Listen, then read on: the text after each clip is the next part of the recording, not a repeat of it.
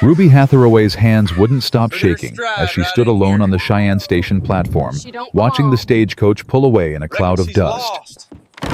5 days she'd traveled. I wish things were 5 different. days of bone-rattling roads and I truly am suffocating sorry hope. for everything that happened. And now Harold Beckett, her fiancé, her future, her only chance was nowhere to be found. Let's hope the weather Behind holds. her, someone laughed. Then another. She heard the word big, followed by crueler ones she pretended not to understand. The valise slipped from her grip and hit the dirt. She didn't bend to pick it up. Couldn't. Because if she moved, if she breathed wrong, she'd shatter completely. But before we dive into Ruby's journey, I need to ask you something. Hold it. If this story speaks to you, if you've ever felt unseen, unworthy, or uncertain of your place in this world, do me a favor. Hit that subscribe button right now. Stay with us until the end. And drop a comment telling me what city you're watching from, because I want to know just how far Ruby's story travels. Now let's begin. The mid-June sun hammered down on Cheyenne's main street, like God himself had a grudge against Wyoming territory. Ruby stood there in her traveling dress, gray wool, that had seemed practical back in Portsmouth, but now clung to her like a second skin, damp with sweat and shame. Her bonnet hung crooked. Her hair, once pinned neat, had escaped in damp tendrils around her face. She'd never felt more exposed. "You waitin' for someone, miss?" The station attendant approached a wiry man with kind eyes and sun-weathered skin. His name badge read Seth. "Yes." Her voice came out smaller than she intended. "Harold Beckett. He was supposed to meet me." Seth scratched his jaw. "Beckett. Can't say I know the name, but that don't mean much. Cheyenne's grown faster than a weed patch since the railroad came through. He got a ranch nearby." I believe so. The letter said just outside town." "Letters, huh?" Seth's expression shifted slightly, and Ruby recognized it. Pity. She'd seen enough of it back east to last a lifetime. "You came all this way on letters. I'm his fiancée." She straightened her spine, trying to reclaim some dignity. "We had an arrangement."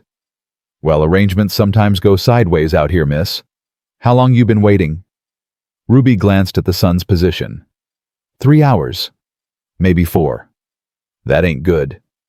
Seth removed his hat, ran a hand through thinning hair. "Tell you what, I'll ask around. You got a place to stay tonight if you don't show?" The question hit her like a fist. She had $17 left. That was it. $17 between her and destitution in a town where she knew no one. "I'll manage," she said. Seth nodded clearly, not believing her, but too polite to push. "Boarding house is 2 blocks down. Wilmer's place. She's fair with her prices." "Thank you." He tipped his hat and walked back toward the station office, leaving Ruby alone again, with her valise and her growing dread. Across the street, 3 ranch hands lingered outside the feed store. One of them, square-jawed, maybe 25, elbowed his companion and said something Ruby couldn't quite hear, but she heard the laughter that followed. Heard another one say, "Lord, she's a big one, ain't she?" Heat flooded her cheeks. She bent to grab her valise, turned her back on them, and started walking. Anywhere. Just away. Cheyenne, in 1878, was a study in contradictions. New buildings sprouted next to canvas tents. The Grand Hotel stood 3 stories tall, while across the street, a saloon operated out of a glorified shack. Horses, wagons, and people crowded the thoroughfare. Everyone seemed to know where they were going, what they were doing. Everyone except Ruby. She found Wilmer's boarding house by the sign out front, beds and meals, respectable lodging. The paint was peeling, but the porch looked swept. Ruby climbed the steps, her legs aching from days in the stagecoach, and knocked. The woman who answered was substantial in every way. Tall, broad, with iron gray hair pinned in a no-nonsense bun. She looked Ruby up and down with the practiced eye of someone who'd seen every kind of hard-luck story walk through her door. "You need a room." "Yes, ma'am, just for a night or 2. $1 a night, breakfast included, payment up front."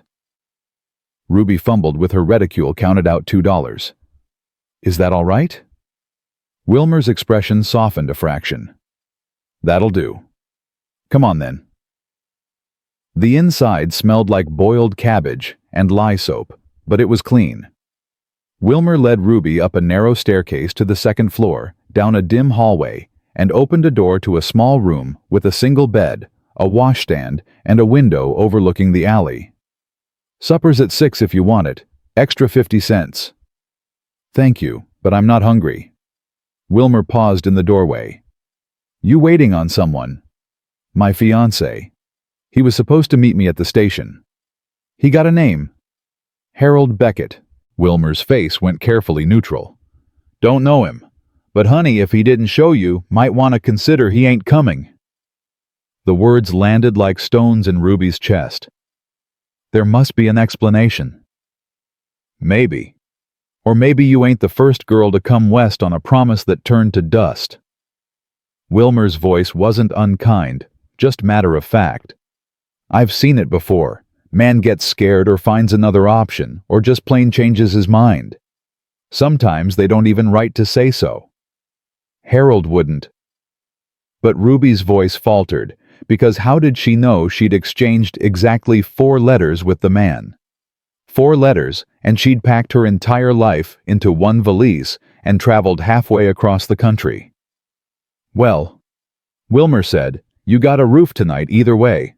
Locks on the inside. Use it." Then she was gone, and Ruby was alone. She sat on the edge of the bed and let herself cry. Not the delicate tears of a lady in a parlor, but the ugly, gasping sobs of someone whose last hope had just evaporated in the Wyoming heat. She cried for her parents, dead 7 years now, in a tenement fire. Cried for every man back east who'd smiled politely and then chosen someone else.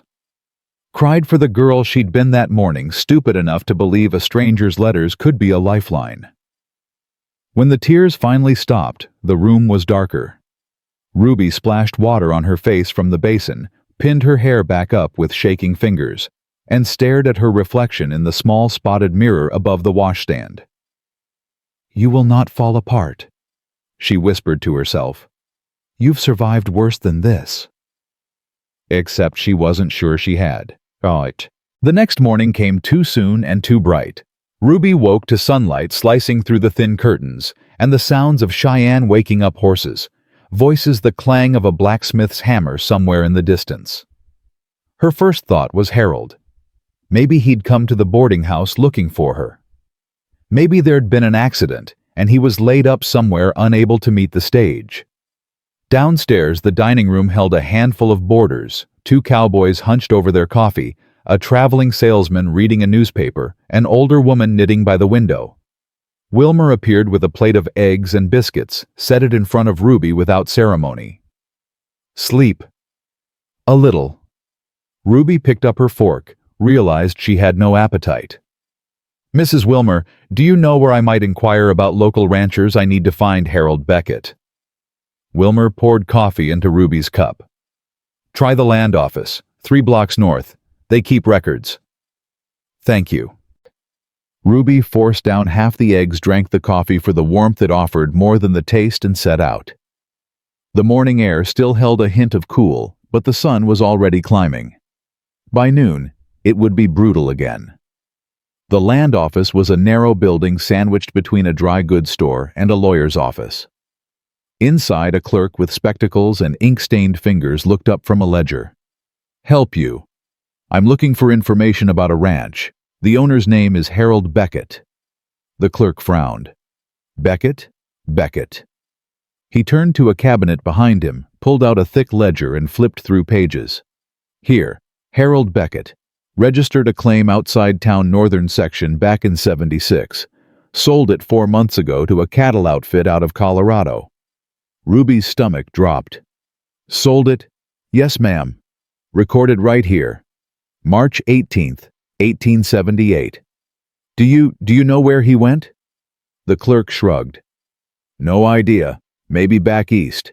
Maybe further west. Folks come and go out here." Ruby thanked him, somehow walked back out into the sunlight, and realized she'd been holding her breath. Harold had sold his ranch 4 months ago. 4 months before she'd received his last letter, the one that said, "Come to Cheyenne, I'll meet you." He'd lied, or forgotten her. Or, "Excuse me, miss." a voice behind her. Ruby turned to find a young woman, maybe 18, with a baby on her hip. "I couldn't help overhearing. You looking for Harold Beckett?" "Yes. Do you know him?" The girl's face creased with sympathy. "I know of him. My husband worked his ranch for a spell before Beckett sold out. Left town owing money to half the merchants and didn't tell nobody he was going." "Did he mention—" Ruby's throat closed. "Did he mention a fiancé?" The girl shifted the baby to her other hip. "Honey, I'm sorry, but Harold Beckett talked about a lot of things that didn't pan out. He was always spinning tales, always had some big plan. My husband said he couldn't be trusted to keep his word on anything." Ruby nodded, numb. "Thank you. You come all this way for him?" "Yes." "Lord have mercy." The girl reached out, squeezed Ruby's arm briefly. "You got people here anywhere to go. I'll manage." But as Ruby walked back toward the boarding house, she had no idea how that was going to be true. By the third day, Ruby's $17 had dwindled to $9. She'd spent the previous day wandering Cheyenne, asking at every business if they needed help. The saloon keeper had looked her up and down and offered her work entertaining customers. She'd walked out before he could finish the sentence. The hotel had no openings. The dry goods store owner had said, "I don't hire women," as if Ruby had suggested something obscene. She was sitting in the boarding house parlor staring at nothing when Wilmer found her. "Any luck?" Ruby shook her head. Wilmer settled into the chair across from her with a sigh. "You could try the laundry. They take on girls sometimes, though the pay's barely enough to live on." "I'll try anywhere." Or, Wilmer hesitated. "There's a family heading back east next week. They might take you on as help with the children in exchange for passage. It ain't much, but it'd get you out of Cheyenne." Back east. Back to Portsmouth, where she'd been the laughingstock of her neighborhood. Where her cousin had made it clear Ruby was a burden. Where every door had been closed in her face until Harold Beckett's advertisement had seemed like a miracle. "I can't go back," Ruby whispered. "Then you better figure out how to go forward." Wilmer stood, patted Ruby's shoulder awkwardly. "Life's hard out here, especially for a woman alone, but you look like you got some spine. Use it." Ruby nodded, not trusting herself to speak. That afternoon she walked through town again, this time paying attention to details. The bakery had a "Help Wanted" sign, but when Ruby inquired, the baker took one look at her and said, "Positions filled," even though the sign stayed in the window. The seamstress shop had potential until the owner asked if Ruby had references. She didn't. The conversation ended there. By evening, Ruby found herself back at the feed store, not sure why she'd returned to the site of her humiliation, but drawn there anyway. The same ranch hands weren't around, thank God, but a different group of men clustered near the entrance. She slipped inside, pretending to browse the sacks of grain and seed while eavesdropping. "Up in the high country, Sawyer Mallister's place." "That old hermit, I thought he died years ago." "Nah, still up there. Comes down twice a year for supplies. Keeps to himself." "Can't say I blame him. Man's got the right idea far from all this chaos." Ruby filed the name away without knowing why. Sawyer Mallister. A man who lived alone in the mountains. A man who presumably wanted nothing to do with people like her or anyone else. She left the feed store as the sun dipped toward the horizon, painting Cheyenne in shades of orange and gold that would have been beautiful if Ruby had any capacity left to notice beauty. Instead, she saw only the lengthening shadows, the approaching night, and her diminishing options. Back at Wilmer's, she climbed the stairs to her room and sat on the bed, trying to make a plan. She could take the laundry job if they'd have her. Live in a boarding house, spend her days scrubbing other people's clothes, and save what little money she could. It wasn't the life she'd imagined, but it was survival. Or she could accept Wilmer's offer, attach herself to the family going east, and return to a place where everyone knew her as the girl too plain, too large, too poor to merit anyone's genuine affection. Or there was no third option. Not really. Ruby lay back on the narrow bed and stared at the water-stained ceiling, listening to the sounds of the boarding house settling around her. Footsteps in the hallway, a door closing, voices downstairs muffled and indistinct. She'd traveled 2,000 miles to start over, and she'd ended up right back where she'd started, alone, unwanted, and running out of time. Somewhere in the night, she heard a sound that might have been her own voice saying, "There has to be more than this." But the darkness didn't answer. On the fourth morning, Ruby woke before dawn with a decision crystallized in her mind. She would take the laundry job. She would survive, even if barely. She would not go back. She dressed quickly, pinned her hair with the last of her decent hairpins, and went downstairs. The dining room was empty except for one man sitting at a corner table, his back to the door. He was big, broad shoulders, dark hair that needed cutting clothes that marked him as someone who worked outdoors. Ruby moved quietly toward her usual seat, but Wilmer intercepted her. "That's Sawyer Mallister," Wilmer said in a low voice, nodding toward the man. "Came down from his mountain place last night. Don't see him more than twice a year." Ruby glanced at him again. "Why are you telling me?" Wilmer's expression was unreadable. "Just thought you might want to know. He's a decent man, keeps his word from what I hear. Doesn't talk much, but he's fair." Before Ruby could respond, the man Sawyer turned slightly, and Ruby caught a glimpse of his profile. Strong jaw, dark stubble, a scar running through one eyebrow. He looked like someone carved out of the mountains themselves, hard and unyielding. "Mrs. Wilmer," he said, his voice a low rumble. "Coffee." "Coming right up." Ruby sat down at her own table, acutely aware of the man's presence. She told herself it was none of her business. He was a stranger. He had nothing to do with her.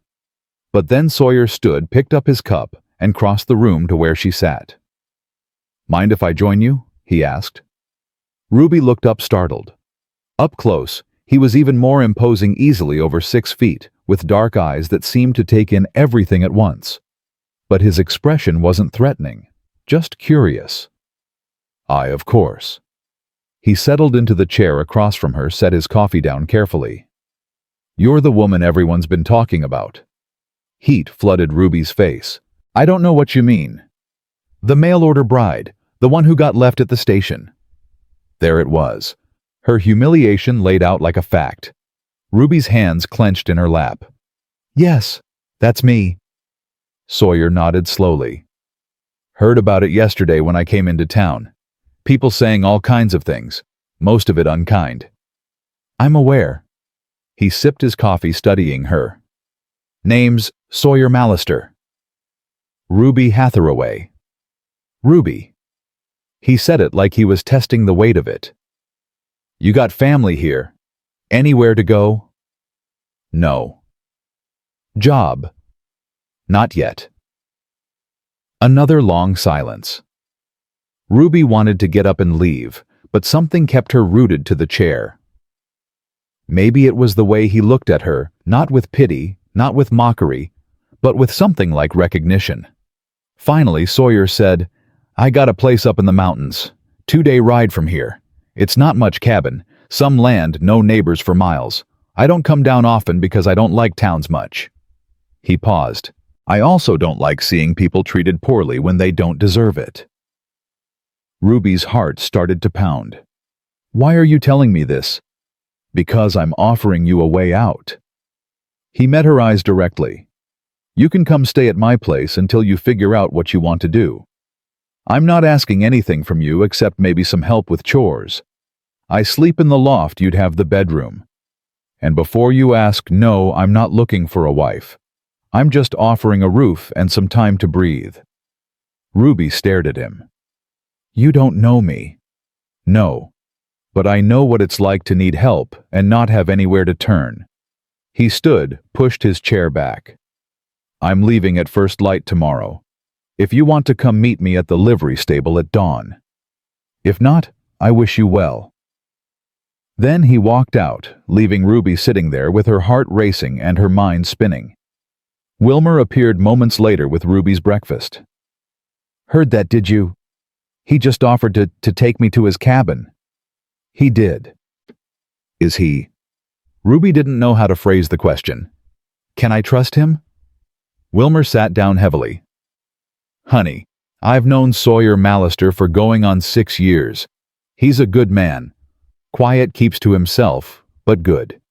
He wouldn't offer if he didn't mean it, and he wouldn't hurt you. That I'd stake my life on. But I don't know him. No. But you don't have a lot of options, do you? Ruby looked down at her plate. Eggs, biscuits, a slice of ham she couldn't afford. She had $7 left, maybe enough for 3 more nights at the boarding house. Then what? Think on it, Wilmer said gently. But don't think too long. Ruby spent the rest of the day walking through Cheyenne trying to make sense of Sawyer's offer. Part of her screamed that going off with a strange man to an isolated cabin was madness, that she'd be trading one disaster for another. But another part, the part that had kept her alive through her parents' death, through years of rejection, through the long journey west, whispered that maybe, just maybe, this was the chance she'd been waiting for. Not marriage, not romance, just a chance to survive with her dignity intact. By evening, she'd made her decision. She found Sawyer at the saloon, or rather standing outside it looking uncomfortable. He saw her approach and straightened. Miss Hatheraway. Mr. Mallister, I've thought about your offer. And, Ruby took a breath, I'll come with you, if the offer still stands. Something shifted in his expression. Relief, maybe. It stands. Don at the livery. Bring what you can carry. I don't have much. That'll make it easier then. He tipped his hat. See you in the morning, Ruby. She nodded, unable to speak past the lump in her throat, and watched him walk away into the gathering dusk. That night, Ruby packed her valise with trembling hands. She was doing this. She was leaving Cheyenne with a man she'd met once, trusting that he was who Wilmer said he was. Trusting that she wouldn't end up worse off than she already was. It was terrifying. It was also the bravest thing she'd ever done. When she finally lay down to sleep, her last thought was of her mother, who'd always said, "Ruby girl, sometimes you just have to leap and hope there's ground on the other side." She hoped her mother was right. Because at dawn, Ruby Hatheraway was going to leap. The sky was still more black than blue when Ruby descended the stairs of Wilmer's boarding house, for the last time, her valise clutched in one hand and her remaining money. $4 now, after settling her bill tucked into the pocket she'd sewn inside her skirt. Her hands were steady, which surprised her. She'd expected fear to take over, expected to change her mind a dozen times during the sleepless night. But when dawn broke, all she felt was a strange, hollow calm. Wilmer was already up, moving quietly in the kitchen. She emerged with a bundle wrapped in checkered cloth. "Bread and cheese," she said, pressing it into Ruby's free hand. "For the road." "I can't." "You can and you will. Consider it payment for not being as much trouble as some of the fools I've housed." Wilmer's voice was gruff, but her eyes were damp. "You be careful up there. And if Sawyer Mallister turns out to be anything other than what I think he is, you come straight back here. You hear me?" Ruby's throat tightened. "Thank you. For everything." "Go on then. Man like that doesn't wait around." Ruby walked out into the pre-dawn stillness of Cheyenne, and for the first time since arriving, the town didn't feel hostile. It just felt indifferent, which was somehow better. The streets were empty, except for a stray dog nosing through garbage and a drunk sleeping it off against the wall of the hardware store. Her footsteps echoed on the wooden boardwalk. The livery stable sat at the edge of town, a low-slung building that smelled of hay and manure and leather. Ruby pushed open the door and found Sawyer already there, saddling a large gray horse. A smaller mare, roan-colored with kind eyes, stood in the next stall already tacked up. "You came," Sawyer said without turning around. "I said I would." "People say a lot of things." He cinched the girth tight, checked it twice. "That one's yours. Name's Molly. She's got a gentle disposition." Ruby approached the mare, slowly set down her valise. I should tell you I've only ridden once before. It didn't go well. You fall off. 3 times. Sawyer's mouth twitched. Not quite a smile, but close. Well, Molly's never thrown anyone in her life, so you've got better odds this time. He crossed to her, picked up her valise. This all you got? Yes. He secured it to the back of his saddle with practiced efficiency, then turned to face her. In the dim light of the stable, his features were softer somehow, less intimidating. Ruby, I need to say this plain before we leave. I'm taking you to my home because I think you deserve better than what this town's given you, but I'm not making any promises beyond safety and time. I don't know you, you don't know me. We're strangers doing each other a courtesy. That understood? Yes. Good. Now let's see if we can get you on that horse without anyone breaking anything. It took 3 attempts, and Sawyer's steadying hand on her elbow, but Ruby managed to get into the saddle without humiliating herself. The ground looked very far away. Molly shifted beneath her, and Ruby grabbed the saddle horn with both hands. Easy, Sawyer said. She's just settling. Keep your heels down, hands light on the reins. She'll follow my horse anyway, so you don't have to do much steering. That's fortunate, because I have no idea how to steer. This time Sawyer did smile, brief as lightning. You'll learn. He swung up onto his own horse with an ease that made Ruby feel even more awkward. We've got about 8 hours of riding ahead of us today. We'll stop for water and to rest the horses. If you need to stop before that, you say so. Don't be tough about it. Ruby nodded, not trusting her voice. Sawyer clicked his tongue and his horse moved forward. Molly followed without prompting, and suddenly they were leaving the stable, leaving Cheyenne, leaving behind everything familiar, however unpleasant it had been. The sun broke over the horizon as they rode north, painting the plains in shades of gold and amber. The air was cool, almost cold, but Ruby knew it wouldn't last. By midday, the heat would be brutal.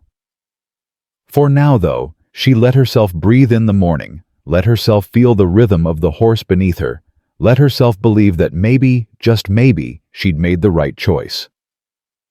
They rode in silence for the first hour.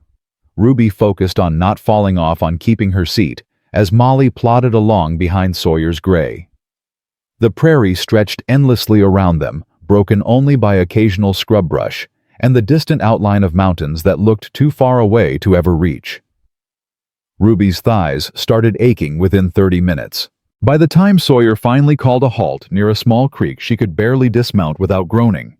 Stiff, Sawyer asked, swinging down easily. That's one word for it. It'll get worse before it gets better, but you'll adjust. He led both horses to the water, let them drink. We'll rest here for a bit. There's shade under those cottonwoods. Ruby limped over to the trees he'd indicated, lowered herself carefully to the ground, and tried not to think about how many more hours of riding lay ahead. Sawyer joined her after tending the horses, handed her a canteen. Drink slow. Water's scarce once we start climbing. She drank the water, cool and slightly metallic. How often do you make this trip? Twice a year, spring and fall. I bring down furs and whatever else I've trapped or made trade for supplies, then head back up. That's all twice a year. That's plenty. He took the canteen back, drank. I don't miss people much when I'm up there, and people don't miss me. Ruby studied him. In the full light of day, she could see details she'd missed before. The scar through his eyebrow was deeper than she'd thought, and there were other scars too, a thin line along his jaw, another disappearing into his collar. His hands were rough, calloused, the hands of someone who worked hard and didn't complain about it. He looked older than she'd first guessed. Maybe 35, maybe 40. It was hard to tell. Why did you offer to help me? She asked suddenly. Sawyer was quiet for a long moment, staring out at the prairie. I told you. I don't like seeing people treated poorly. That's not an answer. He glanced at her, something sharp in his eyes. You want the truth? Please. I was in that feed store when those men were talking about you. Heard what they said.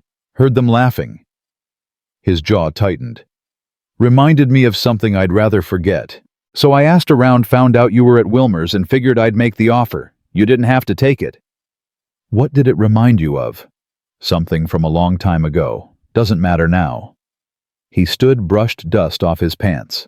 We should keep moving. Got a lot of ground to cover.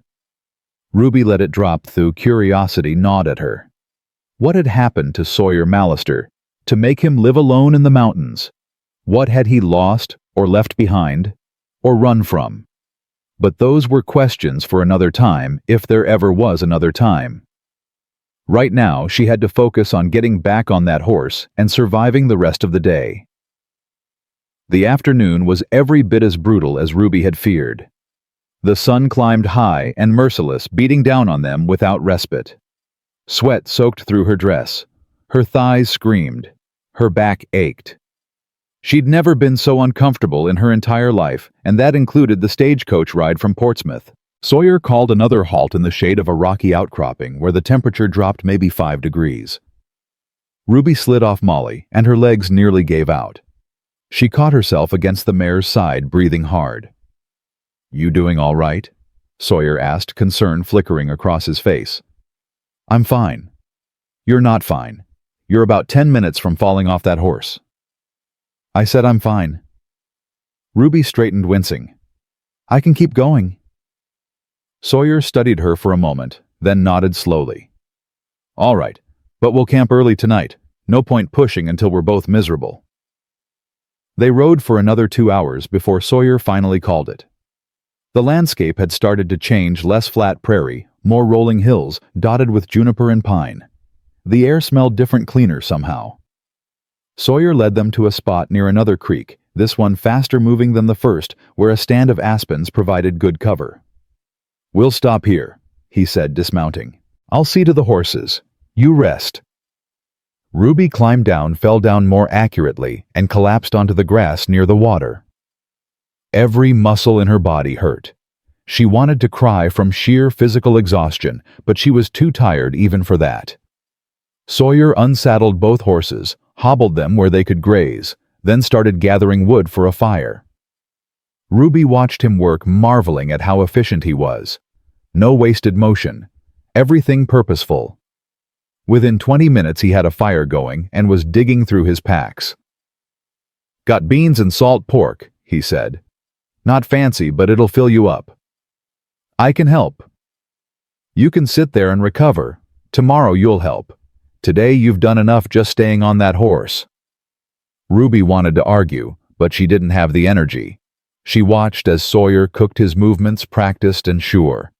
The smell of food made her stomach clench with hunger. She'd forgotten to eat Wilmer's bread and cheese. When he handed her a tin plate piled with beans and pork, she ate like she'd been starving for weeks. It wasn't fancy like he'd said, but it was hot and filling and exactly what she needed. "Thank you," she said when she'd finished. Sawyer nodded, scraping his own plate clean. "You did better than I expected today. Most people who don't know how to ride give up after an hour. I'm too stubborn to give up." "I noticed." He poured coffee from a battered pot, handed her a cup. "You'll need that tomorrow. It gets harder before it gets easier." "You keep saying that." "Because it's true." He settled back against his saddle, cup in hand. "We start climbing tomorrow. Real climbing. Your legs will hurt worse, but the views make up for it." Ruby sipped the coffee strong enough to strip paint and let the warmth settle into her bones. The sun was setting now, painting the sky in purples and reds. Somewhere nearby, a bird called out, lonely and wild. She'd never been this far from civilization in her life. Never been this alone with a man she barely knew. It should have terrified her. Instead, she felt something she hadn't felt in years. Safe. "Can I ask you something?" she said quietly. "Depends on the question." "Why do you live up there so far from everyone?" Sawyer took a long drink of his coffee before answering. "Because people are complicated. Mountains aren't. Animals make sense. Weather makes sense. You work hard, you survive. You don't. It's simple."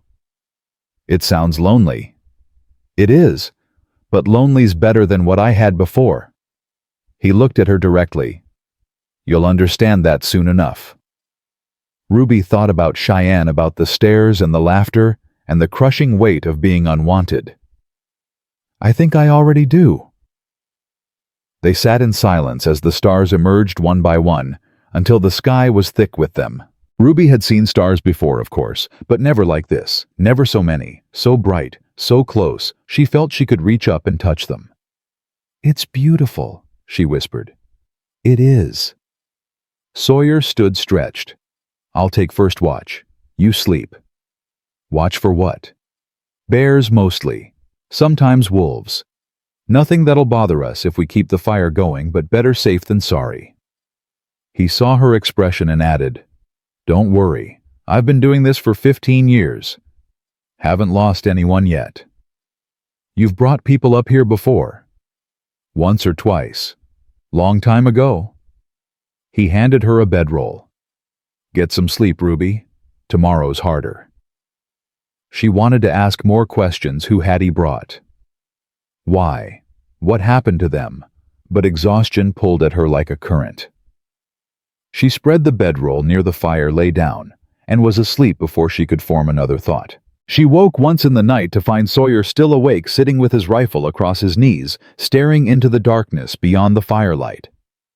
Something about the set of his shoulders made her think he was used to this. Used to keeping watch, used to being alone, used to the weight of responsibility for another person's safety.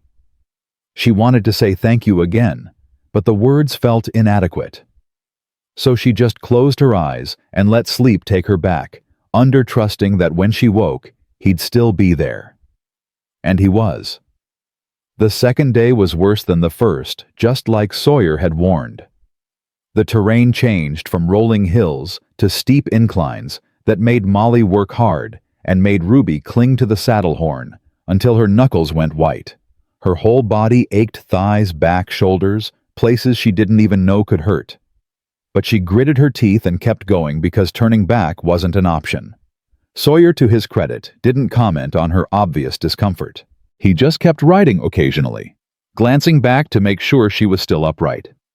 Around midday, they stopped at a small waterfall cascading down a rocky cliff face. The water was ice cold and clear as glass.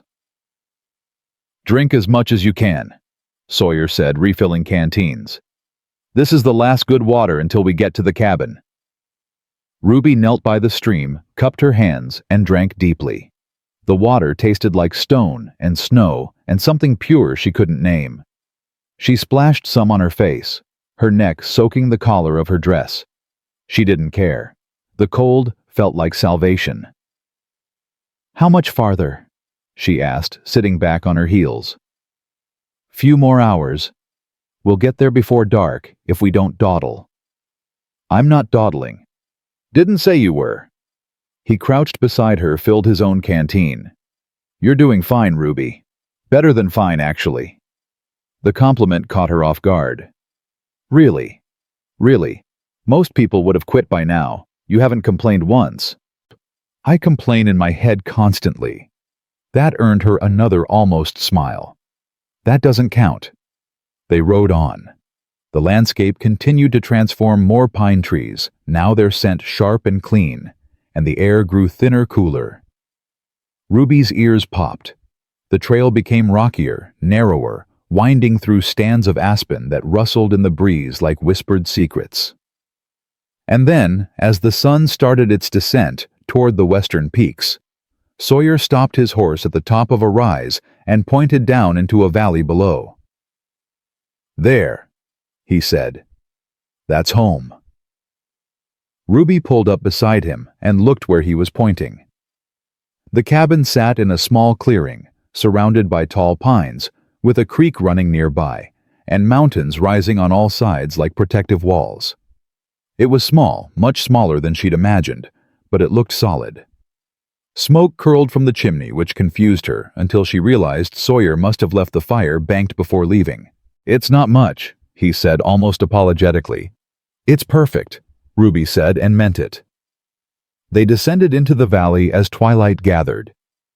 By the time they reached the cabin, stars were beginning to appear overhead. Sawyer dismounted, helped Ruby down. Her legs were so stiff she could barely stand, and led the horses to a small corral beside the cabin. "Go on inside," he said. "Get warm. I'll see to the horses and be in shortly." Ruby pushed open the door and stepped into the cabin. It was dim lit only by the embers in the fireplace, but she could make out the basic layout. One large room with a stone hearth on one wall, a small kitchen area, a table and 2 chairs, and a door that presumably led to the bedroom Sawyer had mentioned. A ladder led up to a loft space above. Everything was neat, orderly, almost austere in its simplicity. She found oil lamps and matches on the mantel, lit 2 of them, and the cabin sprang into clearer view. There were animal pelts on the walls, fox, beaver, what might have been a wolf, and a few books on a shelf near the bed. Not many personal touches. No photographs, no decorations. Just the bare necessities for survival. It was the loneliest place Ruby had ever seen, and somehow it felt exactly right. Sawyer came in carrying her valise and his saddlebags. "Bedroom's through there," he said, nodding toward the door. "I put fresh linens on the bed yesterday, figured you'd want them. There's a wash basin and pitcher, water in the barrel outside if you need more." "Thank you." He set her valise down, moved to the fireplace and started building up the fire. Within minutes, warmth began to fill the space. Ruby watched him work, still unable to quite believe this was real, that she was here in this cabin with this stranger who'd shown her more kindness in 3 days than most people had in her entire life. "Sawyer," she said quietly. He looked up from the fire. "Why are you really doing this?" He was silent for a long moment, his expression unreadable in the flickering light. Then he stood, brushed ash from his hands. "Because about 10 years ago I watched someone get torn apart by people who should have known better, and I didn't do anything to stop it. I told myself it wasn't my business, that getting involved would just make things worse." He met her eyes. "She killed herself 3 months later. So when I saw you standing at that station looking like the world had ended, I decided I wasn't going to make the same mistake twice." Ruby's breath caught. "I'm sorry." "Don't be. Just—" He paused, choosing his words carefully. "Just don't let other people's cruelty make you believe you're less than you are. That's what happened to her. She started believing what they said about her. And once you believe it, it's already over." "Who was she?" "My sister." The words came out rough, painful. "Her name was Catherine. She married a man our parents approved of, and he turned out to be a bastard. Beat her, humiliated her, told her she was worthless. When she finally left him, the whole town took his side. Said she was ungrateful, said she'd shamed her family. I was already out here by then, didn't hear about it until it was too late." Ruby's throat tightened. "That's not your fault." "Maybe not. But I wasn't there. I could have been." He turned back to the fire, jabbed at the logs with unnecessary force. "Anyway, that's why. You don't have to thank me or feel obligated or any of that. I'm doing this as much for me as I am for you." Ruby didn't know what to say to that, so she just stood there, feeling the weight of his grief and anger and regret, filling the small space between them. Finally she said, "I won't let them win. The people in Cheyenne. I won't believe what they said about me." "Good." He set the poker aside. "I'll make us some supper. You should rest. There's a nightgown in the bureau if you want to change." Ruby went into the bedroom and closed the door, her hands shaking. She lit the lamp on the bedside table and looked around. The room was small but clean. A bed with a patchwork quilt. A bureau, a chair by the window. Simple. Honest. Like everything else about Sawyer Mallister. She found the nightgown where he'd said soft cotton that had been washed so many times, it was nearly threadbare. Catherine's, probably. Ruby changed out of her traveling dress, which was stiff with sweat and dust, and pulled on the nightgown. It was too long. Catherine must have been taller, but it felt like heaven against her aching body. When she emerged, Sawyer had food on the table, more beans, some cornbread, and what looked like dried venison. They ate in silence, both too tired for conversation. When they finished, Sawyer cleaned the dishes while Ruby sat by the fire, feeling warmth seep into her bones. "You'll start helping with chores tomorrow," he said, wiping down the table. "Nothing too strenuous until you recover from the ride. but there's water to fetch wood to split animals to tend. I'll show you what needs doing." "I can do that." "I know you can." He climbed the ladder to the loft, returned with a pillow and blanket. "I'm gonna turn in. Fire should last till morning, but if it goes out, there's kindling in the box. You need anything, holler." "Sawyer." He paused at the base of the ladder. "Thank you for telling me about Catherine." He nodded once, then climbed up to the loft and disappeared from view. Ruby sat by the fire a little longer, watching the flames dance and thinking about everything that had happened in the past week. A week ago, she'd been in Portsmouth packing her valise with trembling hands and desperate hope. Now she was in a cabin in the mountains with a man she barely knew, and somehow impossibly she felt more at peace than she had in years. She went to bed that night with aching muscles and a full stomach and the sound of wind in the pines outside her window. And for the first time since her parents died, Ruby Hatheraway slept without nightmares. Ruby woke to the smell of coffee and the sound of an axe biting into wood. For a moment, she didn't know where she was. The room was too quiet, the air too clean, the light filtering through the window too clear. Then memory flooded back, and she sat up wincing at the protest of every muscle in her body. The bedroom was cold. She dressed quickly in the same traveling dress from yesterday, grimacing at how filthy it was, and opened the door to find the main room empty. Through the window, she could see Sawyer outside splitting logs with methodical precision. Each swing of the axe was exact, efficient, splitting the wood clean down the middle. Ruby poured herself coffee from the pot on the stove, wrapped her hands around the warm cup, and stood at the window watching him work. He'd removed his shirt despite the morning chill, and she could see the muscles in his back and shoulders working with each swing. There were more scars there, 2 long ones that looked like they'd come from something with claws. He must have sensed her watching because he paused, turned and caught her eye through the window. She felt heat flood her face at being caught staring, but he just nodded and went back to work. By the time he came inside, she'd managed to find bread and butter and was attempting to slice both without making a complete mess of it. "Morning," he said, pulling his shirt back on. "Sleep well." "Better than I have in months." "Good. You'll need your strength today." He took the knife from her hands gently. "Let me show you how to cut bread without sawing your fingers off." His hands were rough and warm as he positioned hers correctly on the loaf, then guided the knife through in a smooth, even motion.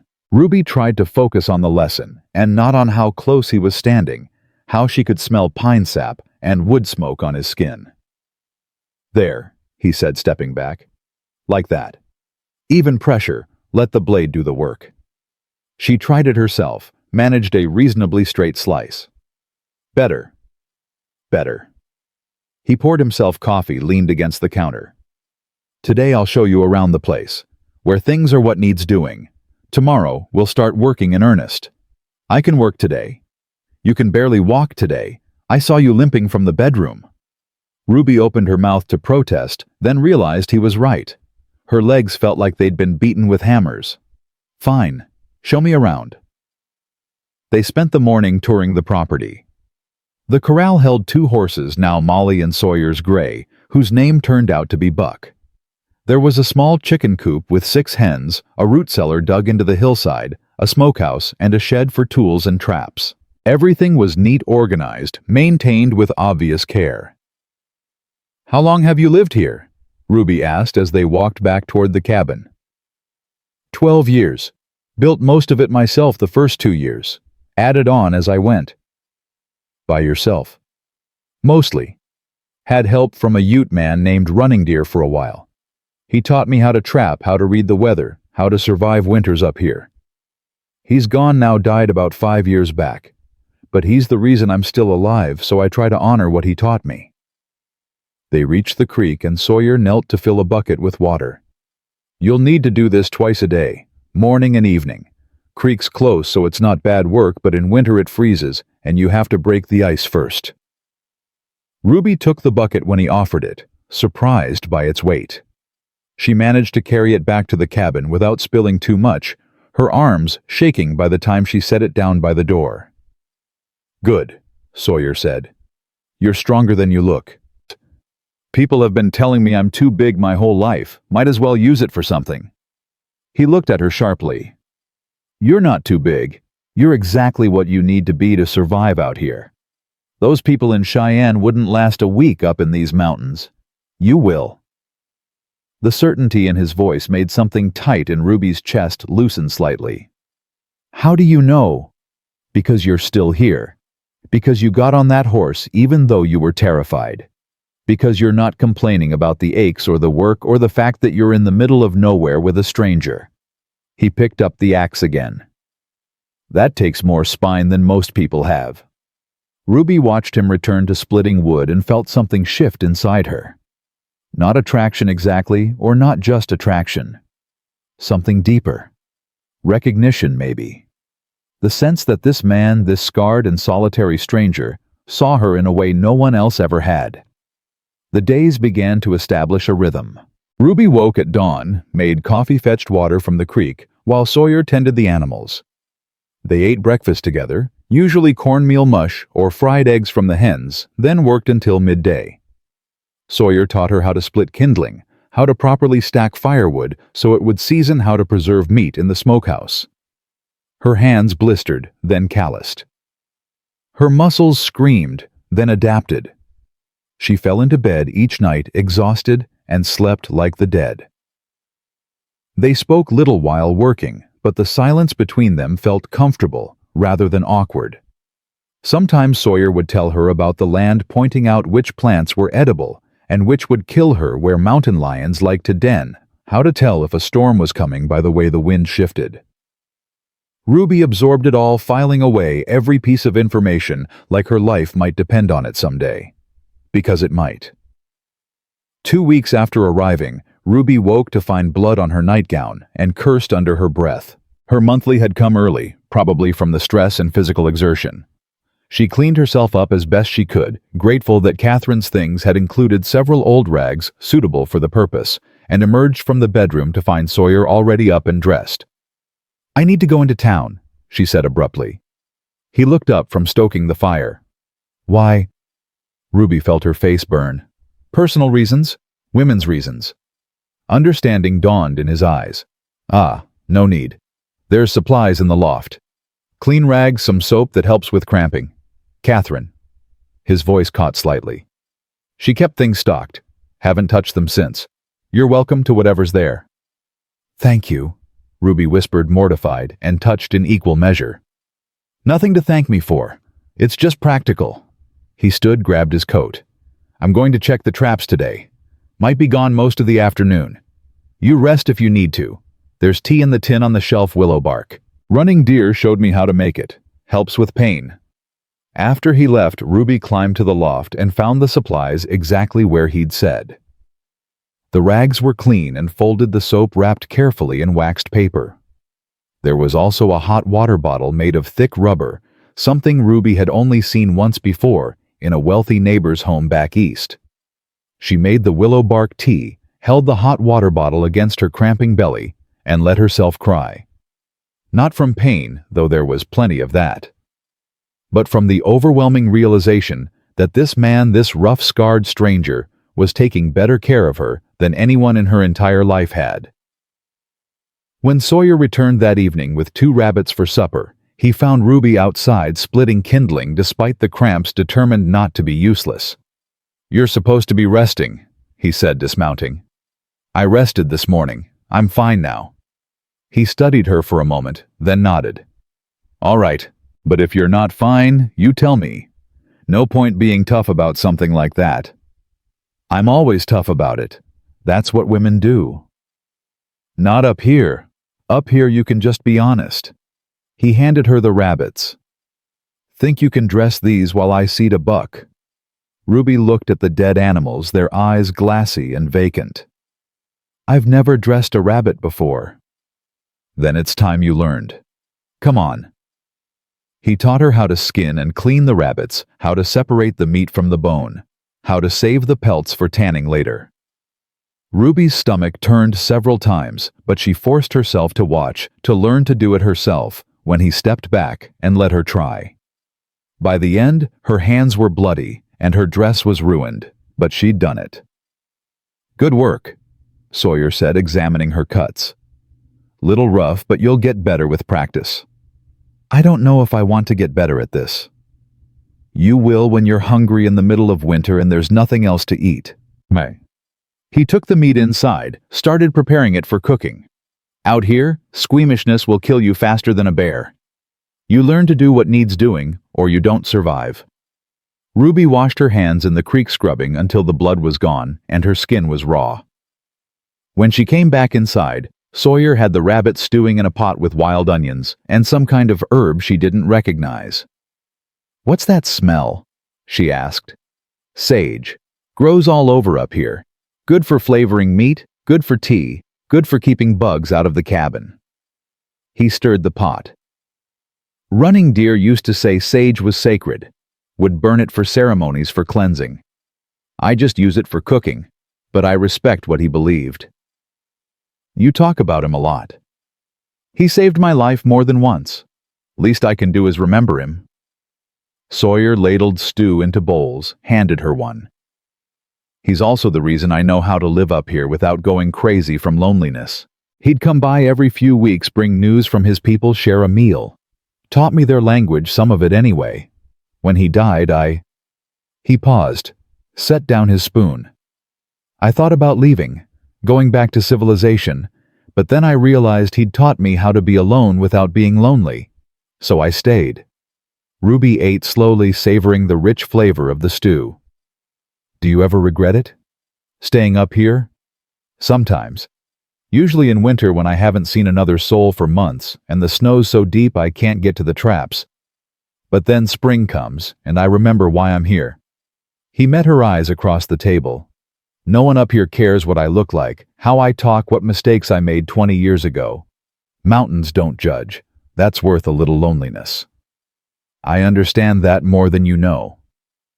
"I figured you did. That's why I brought you up here." They finished eating in silence, then cleaned up together in an easy routine that had developed over the past 2 weeks. Ruby washed while Sawyer dried and put away. When they were done, he disappeared into the loft and came back down with a bundle of cloth. "Found these when I was getting the other supplies," he said, setting the bundle on the table. "Dresses Catherine left behind. Figured they might fit you better than that traveling dress you've been wearing every day." Ruby unfolded the bundle carefully. 3 dresses, simple calico prints, well made but worn from use. 1 green, 1 blue, 1 brown, with tiny flowers. They'd been packed away with lavender to keep the moths out. "I can't take these," she said quietly. "Why not? Catherine's gone. They're just sitting up there getting old. She'd want someone to use them."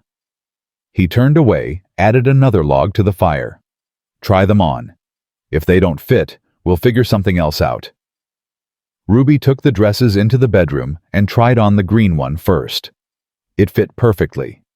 Catherine must have been close to her size. The fabric was soft from many washings, and the color brought out the amber flecks in Ruby's brown eyes that she'd never noticed before. When she emerged, Sawyer glanced up and something flickered across his face. Surprise, maybe, or recognition of someone long gone. "Fits well," he said gruffly. "It's perfect. Thank you." He nodded, looked away quickly. "I'm going to bed. Morning comes early." Ruby stayed by the fire after he'd climbed to the loft, running her hands over the soft fabric of the dress and thinking about Catherine. Had she been happy here, at least at first? Had she and Sawyer been close before everything fell apart? Had she loved these dresses, worn them while cooking, or mending, or doing all the daily tasks that Ruby now did? The wind picked up outside, rattling the shutters.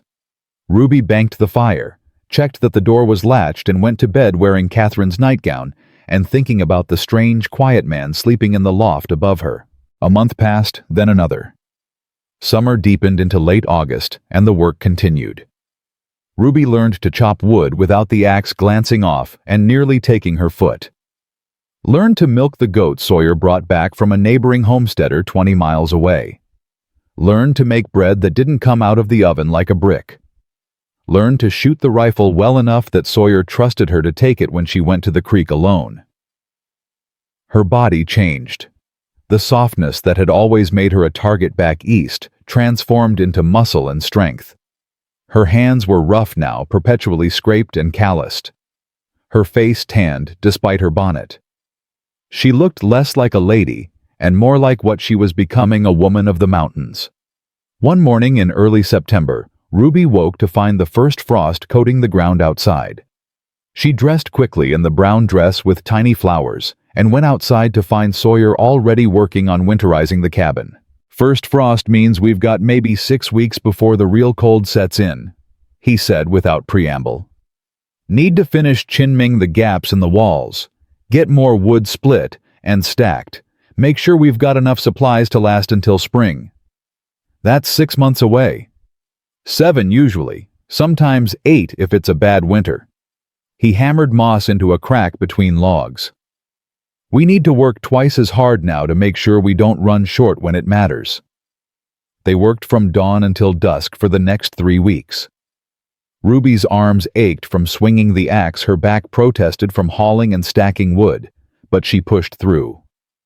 Sawyer rarely praised, but she'd learned to read approval in his small nods, in the way he sometimes gave her the easier tasks when he could see she was flagging. They were stacking the last cords of wood one afternoon when a voice called out from the trees. "Sawyer Mallister, you up there?" Ruby froze, but Sawyer just straightened and called back, "Come on up, Clem. Just finishing here." A man emerged from the trail leading down the mountain-weathered face, graying beard, riding a mule loaded with furs. He stopped when he saw Ruby, his eyes widening. "Well, I'll be damned. You got yourself a woman." "Watch your mouth," Sawyer said sharply. "This is Ruby Hatheraway. She's staying with me for a while. Ruby, this is Clem Rogers. He's a trapper, works the territory south of here." Clem dismounted, swept off his hat. "Ma'am, no offense meant."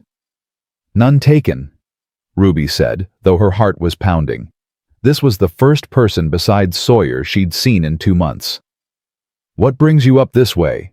Sawyer asked. "Heading down to Cheyenne to trade early this year. Thought I'd stop by, see if you wanted to send anything down with me." Clem's eyes drifted back to Ruby. "Heard there was some story about a mail-order bride getting left at the station a while back. Big woman, they said. Folks were laughing about it at the saloon." Ruby felt like she'd been slapped. The shame she'd almost forgotten came flooding back, standing at that station, hearing the laughter, feeling the stares. Sawyer's voice went cold as winter. "That's Ruby you're talking about, and the folks in Cheyenne can go to hell for what they said. She's worth 10 of any of them." Clem blinked, taken aback by the vehemence in Sawyer's tone. "Didn't mean nothing by it, just repeating what I heard." "Then stop repeating it." Sawyer set down the wood he'd been holding with deliberate care, his jaw tight. "Ruby's under my protection. Anyone who disrespects her disrespects me.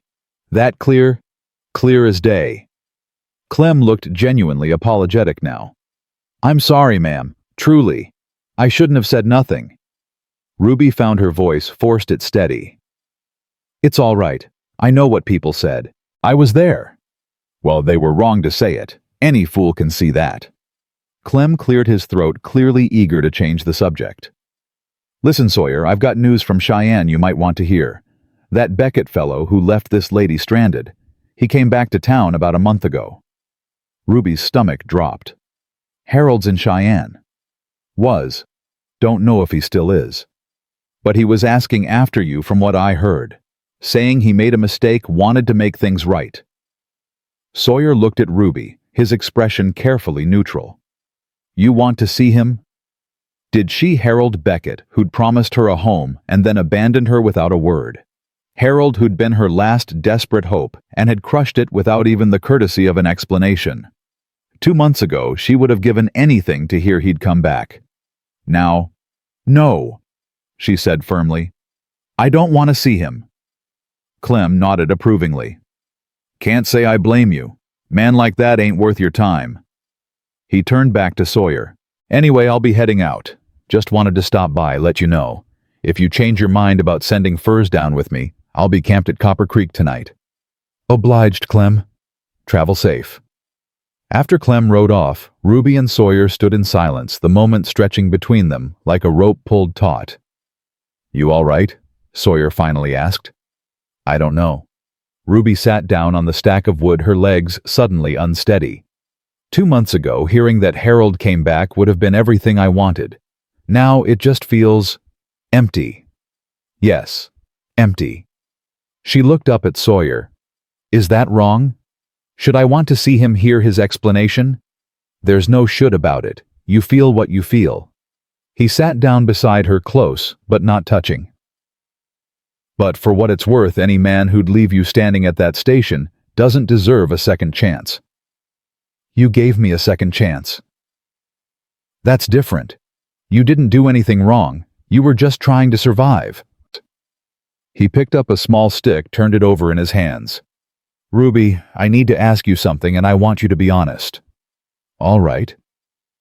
"Do you want to go back to Cheyenne, to see Beckett, to whatever life you might have down there?" His voice was carefully controlled, but Ruby could hear the tension underneath. "Because if you do, I'll take you down. No hard feelings. I brought you up here to give you time to figure out what you wanted. If what you want is to leave, that's your choice." Ruby thought about Cheyenne, the dust, the noise, the crushing weight of judgment. Thought about Harold and his empty promises. Thought about the life she might have had if things had gone differently. Then she thought about the past 2 months, about learning to split wood and dress rabbits and read the weather in the clouds, about sitting by the fire at night while Sawyer carved and she mended, neither speaking, but both content, about the way her body had grown strong, the way her hands had learned to do things she'd never imagined, about the way Sawyer looked at her sometimes, when he thought she wasn't watching, not with pity or mockery, but with something that might have been respect. "I don't want to go back," she said quietly. "This is the first place I've ever felt like I could just be myself. The first place no one's judged me for how I look or what I don't have. I don't want to give that up." Sawyer let out a breath he'd been holding. "Good. Because I've gotten used to having you here." "Have you?" "You're a hard worker. Pull your weight. Don't complain." He glanced at her sideways. "And you make better coffee than I do." Ruby laughed, surprising herself. "That's it. Better coffee. And your bread doesn't come out like rocks anymore." High praise from Sawyer Mallister. "Don't get used to it." But there was warmth in his voice, something soft beneath the gruffness. "Come on. Let's finish this stack before dark. Winter's coming, and we've got work to do." They worked side by side as the afternoon light faded, and Ruby realized something that should have terrified her, but didn't. She was happy. Not content, not just surviving, but genuinely happy for the first time in her life. And it had nothing to do with Harold Beckett, or Cheyenne, or any of the things she'd thought she wanted. It had everything to do with this mountain, this cabin, and the scarred, solitary man who'd seen worth in her when no one else had. That night, as Ruby lay in Catherine's bed, wearing Catherine's nightgown, and listening to the wind in the pines outside, she made herself a promise. She would stay here as long as Sawyer would have her. She would work hard, learn everything he could teach her, and become the kind of woman who could survive anything. She would never again let anyone make her feel small. And maybe, if she was very lucky and very brave, she would find a way to tell Sawyer that somewhere in the past 2 months, amid the work and the silence and the simple rhythms of mountain life, she'd started to fall in love with him. But that was a problem for another day. Tonight, she just let herself be grateful for where she was and who she was becoming. The first snow came in mid-October, earlier than Sawyer had predicted. Ruby woke to find the world transformed, white and silent and impossibly beautiful.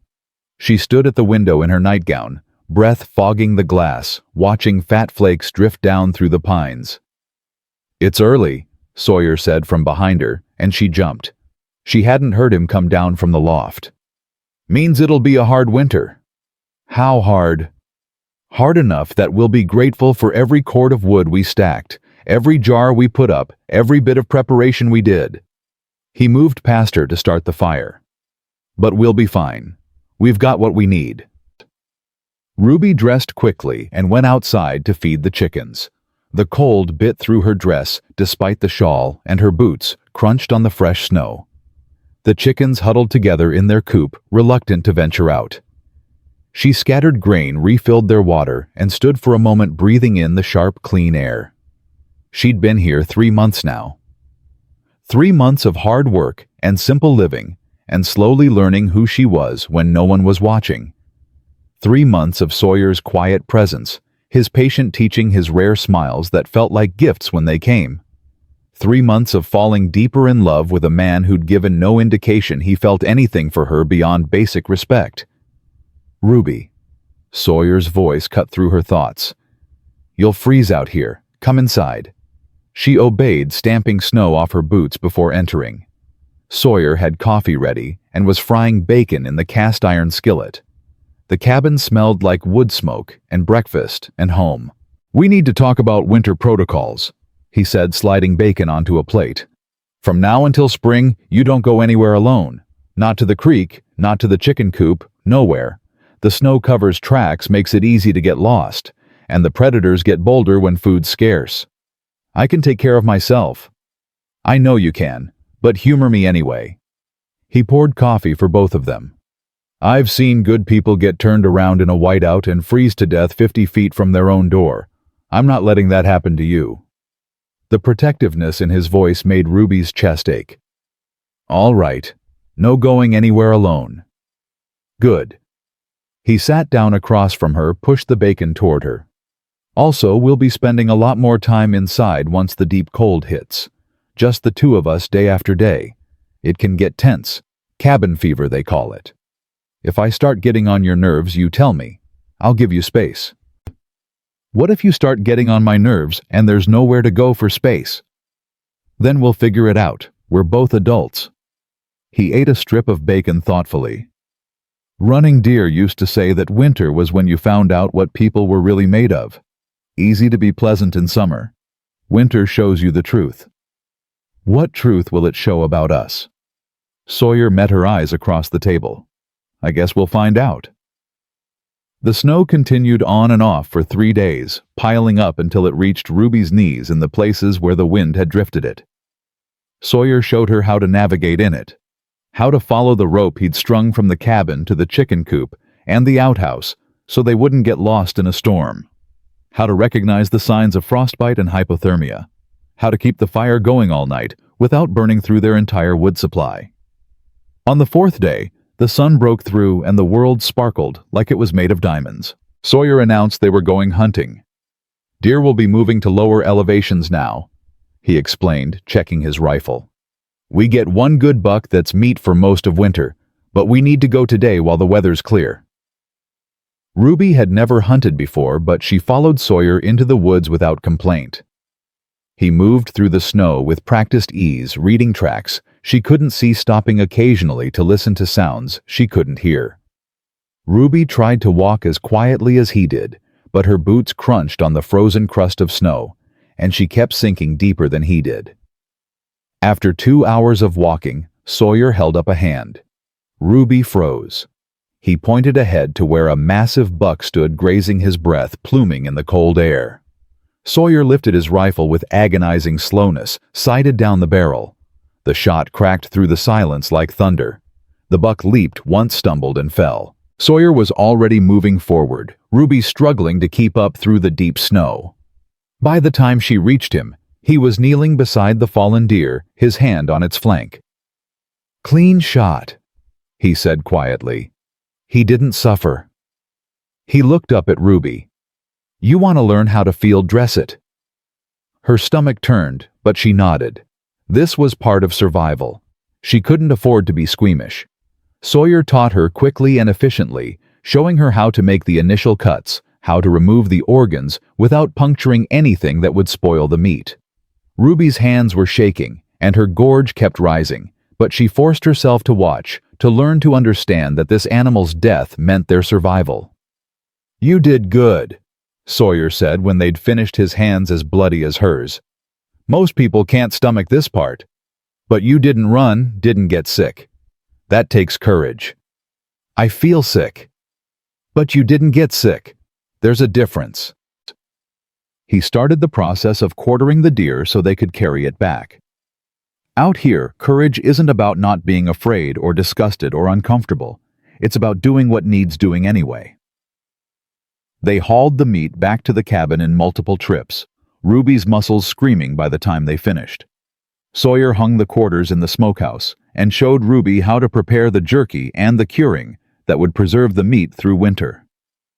That night, they ate fresh venison steaks, and Ruby had never tasted anything better.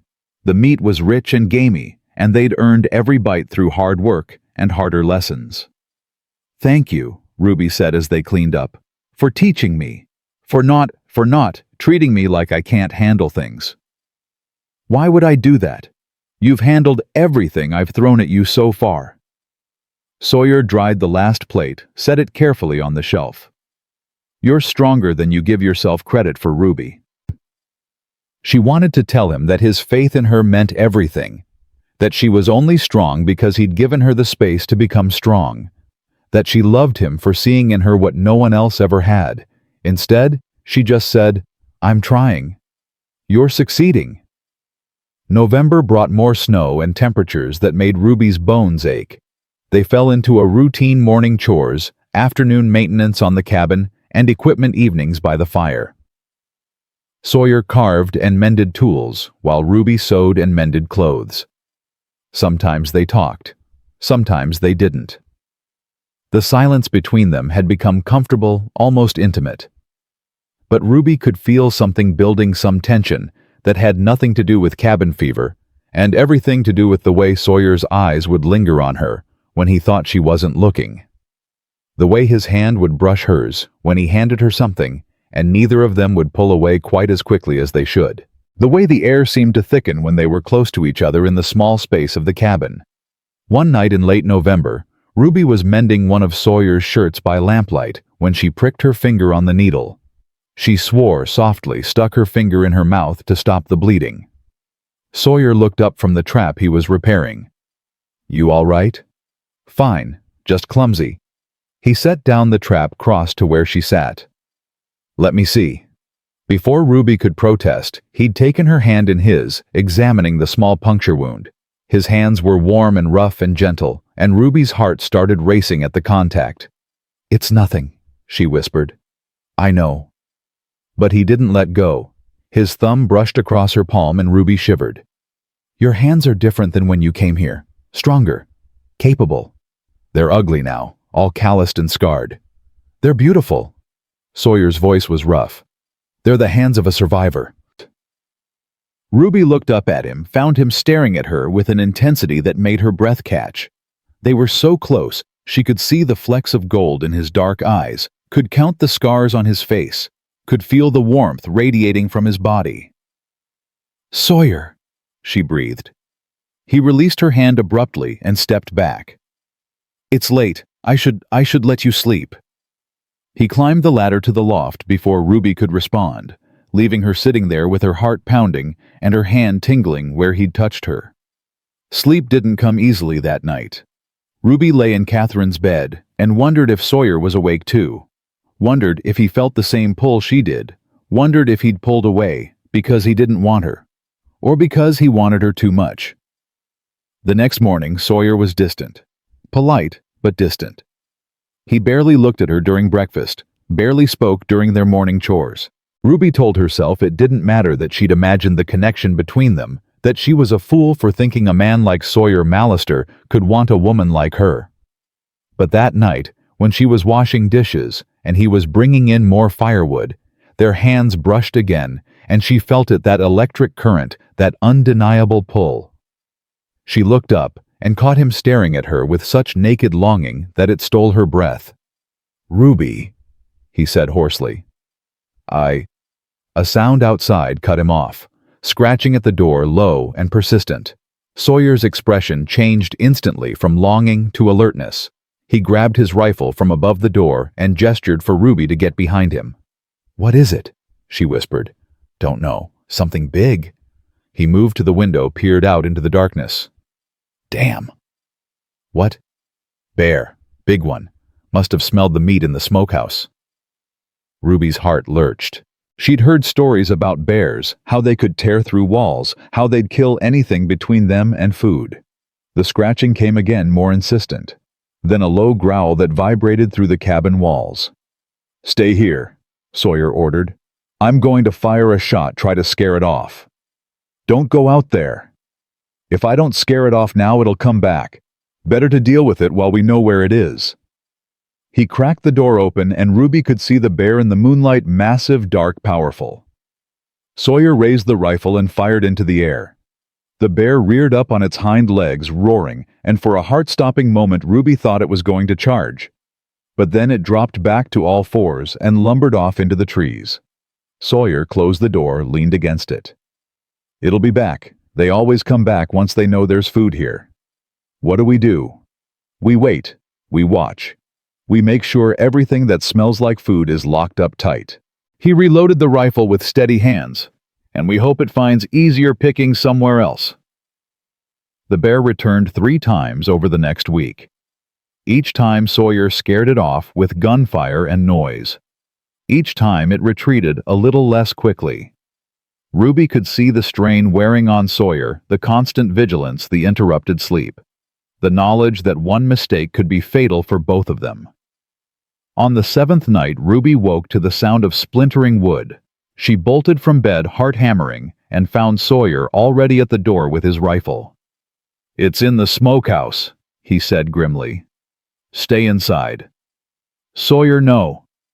But he was already out the door, running through the snow toward the smokehouse where the bear was tearing through their winter meat supply.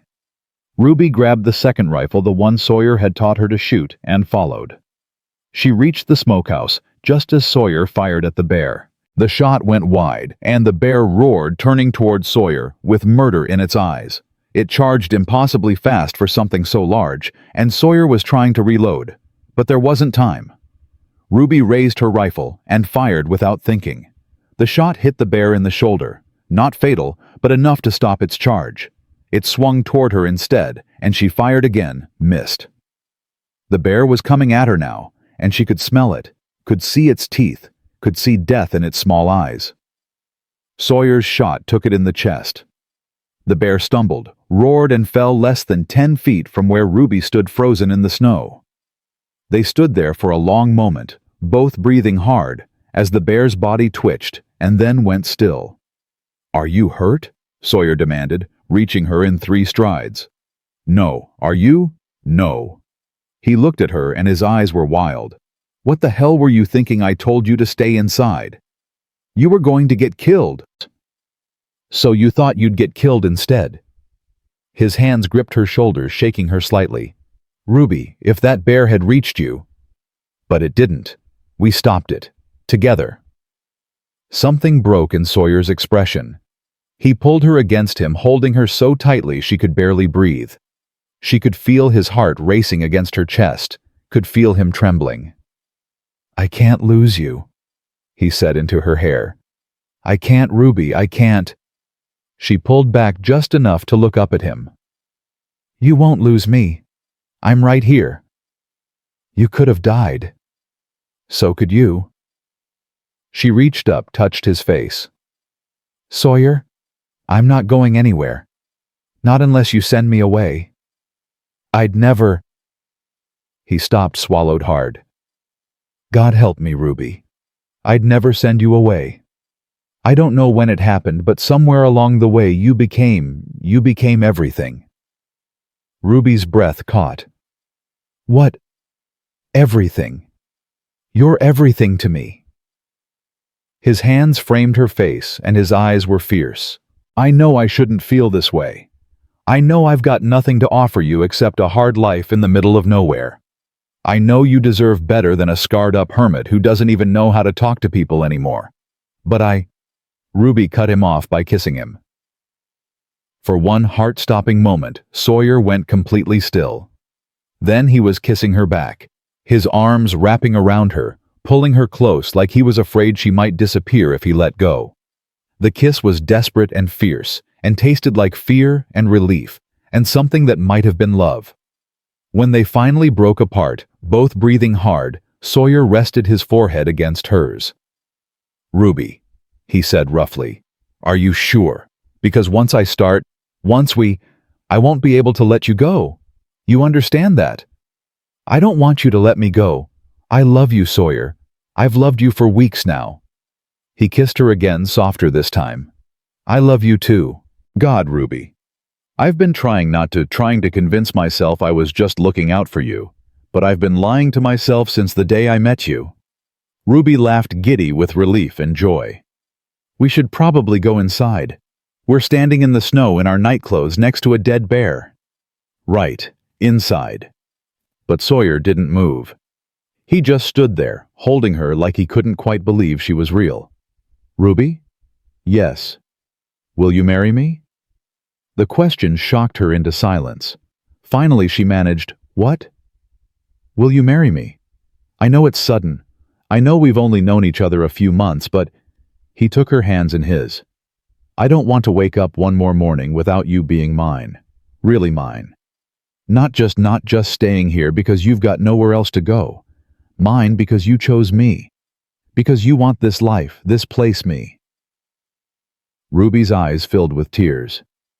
"Yes. Yes, I'll marry you." Sawyer exhaled like he'd been holding his breath for years. Then he kissed her again, and the cold and the dead bear and everything else faded away, until there was nothing but this, his arms around her, his heart beating against hers, and the absolute certainty that she'd finally found home. They went inside, eventually built up the fire, and sat together on the floor with Ruby tucked against Sawyer's side and his arm around her shoulders. They talked until dawn, making plans and promises, speaking truths they'd both held back for too long. "We'll go down to Cheyenne in the spring," Sawyer said. "Make it legal with a judge, unless you want a church wedding." "I don't need a church. I just need you." "You've got me. For as long as you want me. Forever then." Sawyer tightened his arm around her. "Forever it is." As the first light of dawn crept through the windows, Ruby thought about the girl who'd stepped off that stagecoach 4 months ago, desperate and afraid, and convinced she was worthless. That girl was gone. In her place was a woman who knew her own strength, who'd found love in the last place she'd expected, who'd built a life out of nothing but determination and grace. Harold Beckett had abandoned her at that station, and at the time it had felt like the end of the world. Now, sitting in Sawyer's arms as morning broke over the mountains, Ruby understood it had been the beginning. They dealt with the bear that morning, salvaging what meat they could, and preparing the hide for tanning. It was gruesome work, but Ruby didn't flinch. She'd learned that survival wasn't pretty, but it was honest. "You know," Sawyer said, as they worked, "we're going to have to face Cheyenne eventually. Face the people who mocked you." "I know." "You worried about it." Ruby thought about it, really thought about it. Then she smiled. "No, let them stare. Let them whisper. I know who I am now. They can't take that away from me." Sawyer looked at her with such pride and love that it made her heart ache. "That's my girl." "Yours," Ruby agreed. "Forever yours." And as they worked side by side in the cold morning light, Ruby finally understood what she'd been searching for all her life.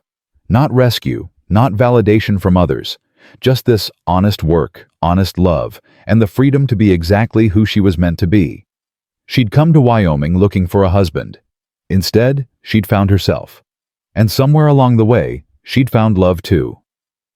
Winter deepened after the bear attack, and with it came a peace Ruby had never known.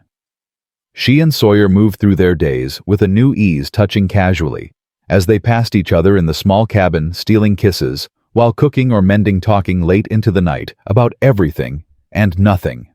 The tension that had hummed between them for months had transformed into something warmer, something that felt like coming home. But Sawyer insisted they wait until spring to make love, until they could go to Cheyenne and marry properly. Ruby argued at first, but he was adamant. "I want to do this right," he said one night as they sat by the fire, her head resting on his shoulder. "You deserve that. Not just convenience or proximity or cabin fever. You deserve commitment and respect and everything proper." "I don't care about proper." "I know, but I do." He kissed the top of her head. "Call me old-fashioned, but I want you to be my wife in the eyes of the law before I make you my wife in every other way. Can you understand that?" Ruby could, though it didn't make the waiting any easier. The cabin felt smaller now, the air charged with a different kind of tension. But she respected his wishes, and in a strange way, the waiting made everything sweeter. December brought storms that lasted for days, trapping them inside with nothing but each other for company. They played cards with a battered deck Sawyer produced from somewhere, betting matchsticks and chores. Ruby taught him a song her mother used to sing. He showed her how to carve simple shapes from wood. They talked about their childhoods, their regrets, their dreams for the future. "I want children," Ruby said one afternoon, the words spilling out before she could stop them. Is that something you want?" Sawyer looked up from the knife he was sharpening, his expression unreadable. "I never let myself think about it before. Figured I'd die up here alone and that was fine. But now—" He paused, set down the knife. "Yeah, I want that. With you." However many we're blessed with. 2, 3, a whole brood if that's what happens." He reached across the table and took her hand. "This cabin's small, but I can add on. Build another room or two. Make it a real home." "It already is a real home." "You know what I mean. A family home.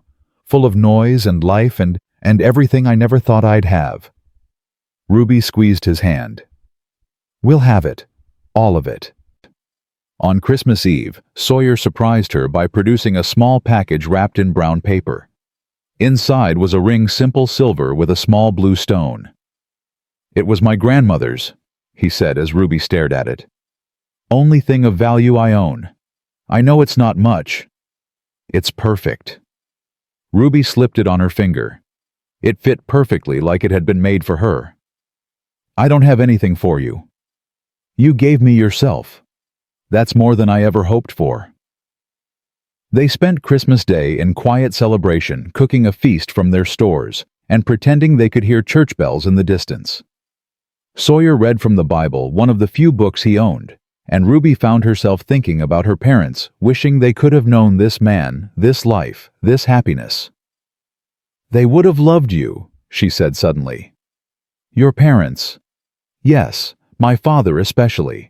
He always said the measure of a man was in his actions, not his words.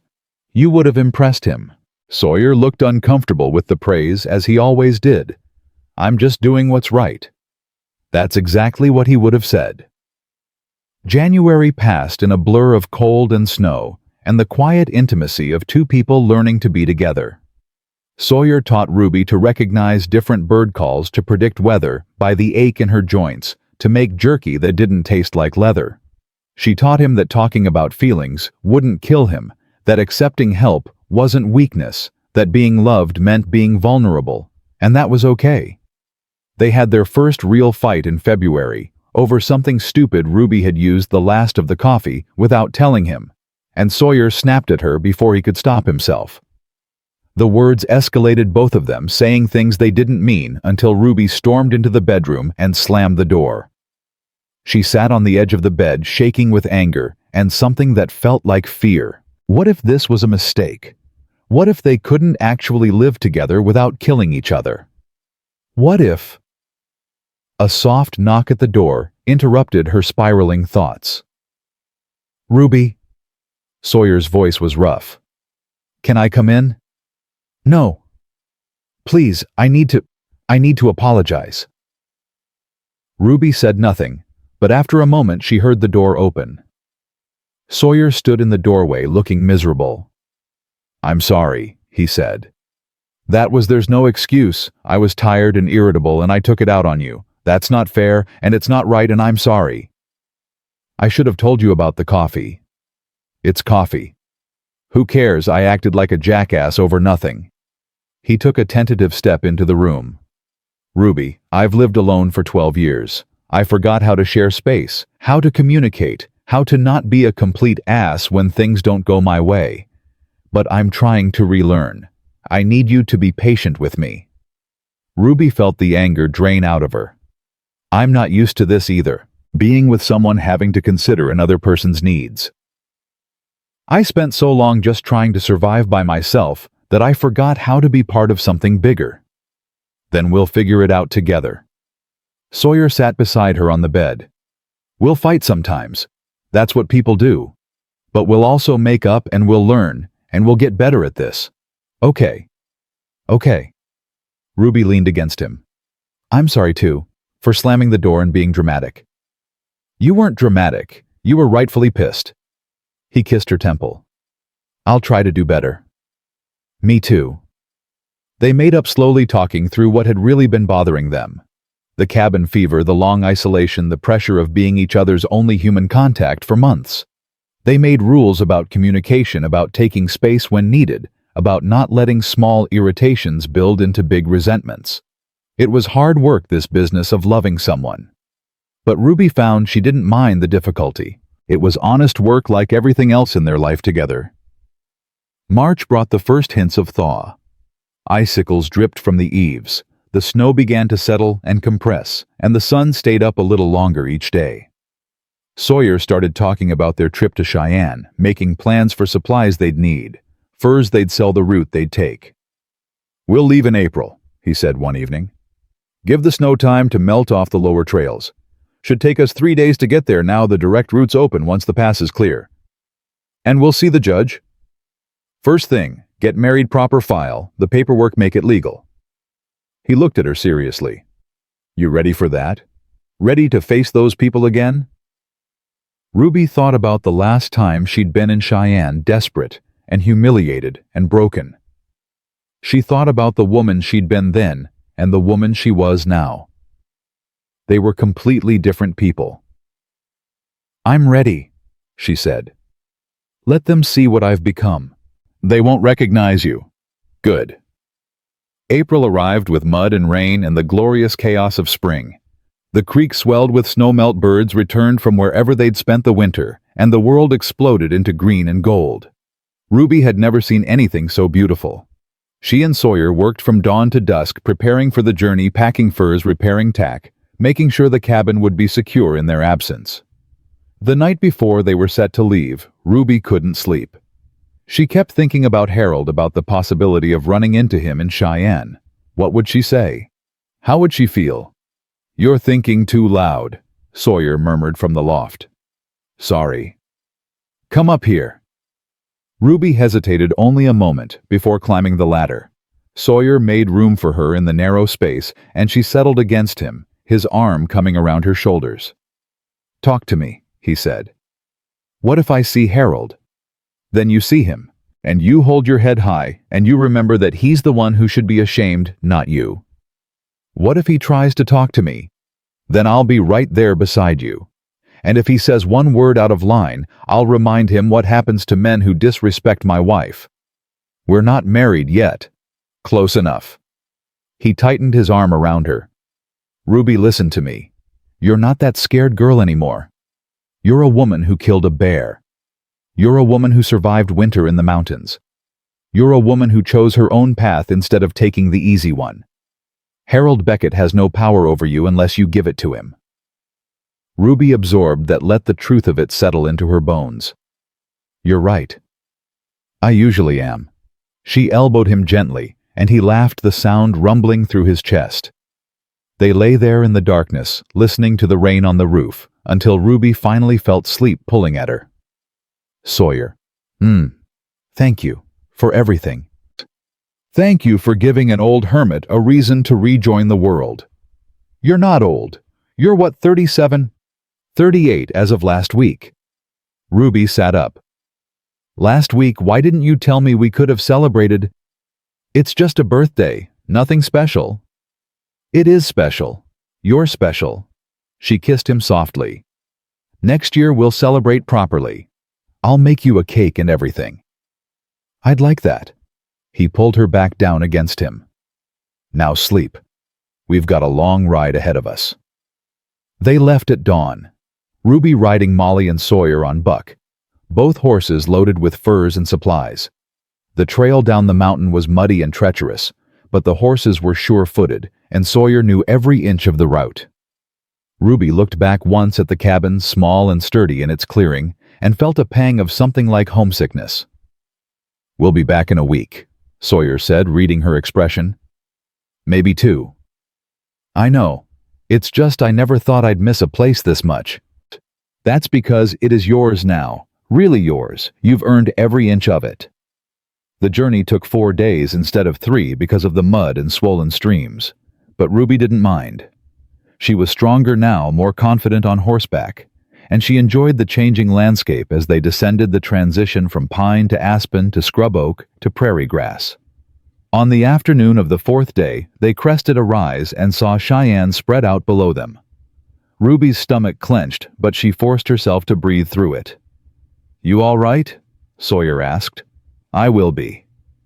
They rode into town as the sun was setting, and Ruby felt every eye turned toward them. But this time the stares felt different. People looked at Sawyer with recognition, and perhaps a little wariness. He was armed and clearly capable, not someone to trifle with. And they looked at Ruby with curiosity rather than mockery. She sat straighter in her saddle, met their gazes directly, and watched some of them look away first. Wilmer's boarding house looked exactly the same. Ruby dismounted and handed Molly's reins to Sawyer. "I'll get us rooms," she said. "You see to the horses." "You sure?" "I'm sure." Wilmer answered the door herself, and her eyes went wide. Ruby Hatheraway. Lord have mercy, girl, I barely recognized you." "Hello, Mrs. Wilmer." Get in here. Wilmer pulled her inside, looking her up and down. You look strong. Healthy. What happened to you?" "I survived." Ruby smiled. "And I'm getting married tomorrow. I'll need 2 rooms for tonight, 1 for me, 1 for my fiancé." "You're—" Wilmer's eyes went to the window where Sawyer was tying up the horses. "Sawyer Mallister. You're marrying Sawyer Mallister." "I am." Wilmer let out a laugh that was equal parts delight and disbelief. "Well, I'll be damned. I always said he was a good man, but I never thought—" She shook her head. "You've got yourself a good one there, Ruby. Real good one." "I know." They got settled in their rooms, washed away the trail dust, and met for dinner in the boarding house dining room. Other guests stared openly, but Ruby ignored them. She had eyes only for Sawyer sitting across from her in his clean shirt, with his hair still damp from washing, looking at her like she was the only person in the room. "Tomorrow," he said quietly. "Tomorrow," she agreed. That night, Ruby lay in her narrow boarding house bed and thought about how far she'd come. 6 months ago, she'd been in this exact building, broken and humiliated, and certain her life was over. Now she was strong and loved and about to marry the best man she'd ever known. The past couldn't hurt her anymore. She woke early to find Sawyer already up and dressed in what must have been his best clothes. A clean shirt, dark pants that looked almost new, and a vest she'd never seen before. He looked nervous. "Morning," she said. "Morning. You sleep?" "Some. You?" "Not much." He ran a hand through his hair. "Ruby, I need to tell you something before we do this." Her heart lurched. "What?" "I'm not good with words. I'm not romantic. I can't promise you an easy life or fancy things or any of what you might have had with someone else." He took her hands in his. "But I can promise you honesty, loyalty, that I'll work hard every day to make sure you never regret choosing me, that I'll love you until I stop breathing and probably after that too." "Is that enough?" Ruby's eyes filled with tears. "That's everything." They went to the courthouse at 9 o'clock. The judge was a stern-looking man with a white beard who barely glanced at them before reading through the marriage ceremony in a monotone voice. There were no flowers, no music, no guests. Just Ruby and Sawyer standing in a dusty office holding hands and promising forever. When the judge pronounced them married, Sawyer kissed her softly, almost reverently, and Ruby felt something shift in her chest. She was Ruby Mallister now. She belonged somewhere. She belonged to someone who'd chosen her freely, who knew her completely, who loved her anyway. They filed the paperwork, paid the fee, and walked out into the bright April morning as husband and wife. "Where to now?" Ruby asked. "Thought we'd get supplies trade, the furs, maybe have a real meal somewhere."